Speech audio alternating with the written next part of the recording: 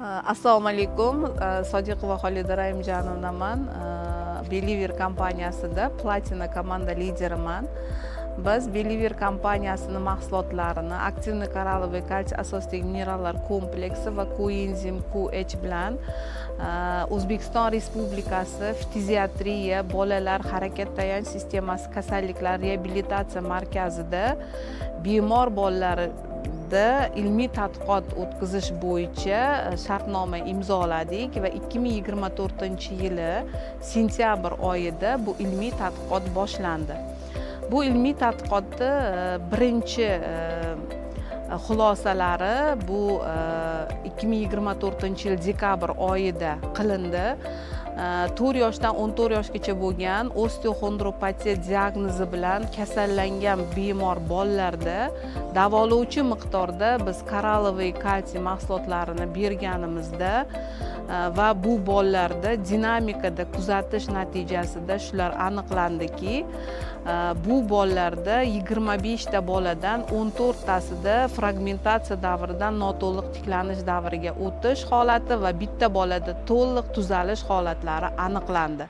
Va bu bolalar bilan birgalikda parallel ravishda kontrol gruppani ham tashkillashtirdik va bu kontrol gruppada bolalarga bir xil diagnozdagi va bir xil yoshdagi bolalarda glyukonat kalsiy, standart lecheniya bo'yicha glyukonat kalsiy, vitamin D3 va yod preparatlari berildi. Demak, bu joyda shu narsa ma'lum bo'ldiki, Yaponiyada ishlab chiqarilgan Believer kompaniyasining aktiv koral kalsiy asosidagi minerallar kompleksini effektivligi o'z isbotini topdi. Va 2025-yil yanvar oyida biz ilmiy tadqiqotni yana davom ettirishga qaror qabul qildik va shartnoma asosida yana xuddi o'sha bolalarda bu ilmiy tadqiqot davom ettirildi. Va mana hozir bizda ilmiy tadqiqotimiz yakunlanishiga oz vaqt qoldi.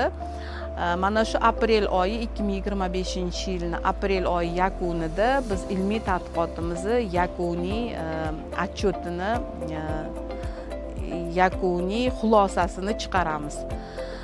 Va bu jarayonda albatta bizga mana shu Respublika fiziatriya bolalar harakat tayanch sistemasi kasalliklar reabilitatsiya markazida faoliyat yuritayotgan vrachlarimiz, hamshiralarimiz albatta bizga yordam berishdi bu ilmiy tadqiqotda va mana shu ilmiy tadqiqot tafsilotlari bilan bu shifokorlarimiz ham fikrlarini albatta eshitasizlar.